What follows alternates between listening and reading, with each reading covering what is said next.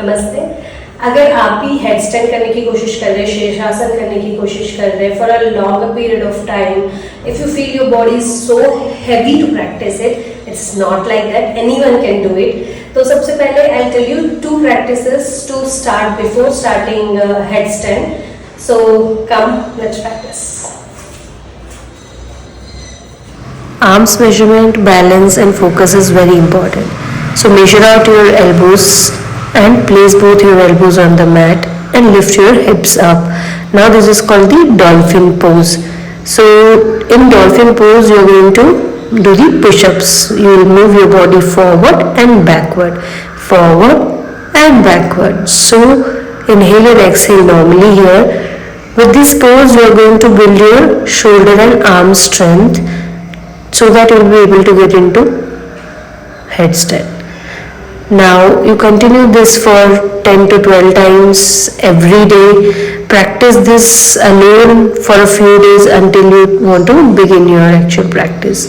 Now for the second one, you are going to again measure your elbows and place your elbows on the mat.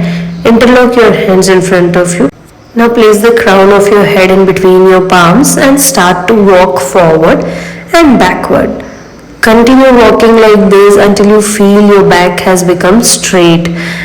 Practice this again for a few days before getting into actual practice. Then try to lift your one leg at a time. Slowly practice this for a few days and take rest. Continue both the practices for like 4-5 days until you try the headstand. Again measure out your elbows, place the crown of your head in between your palms and start to lift your one leg at a time, then second leg, and then bring your knees towards the sky. Make your back straight and raise your legs up.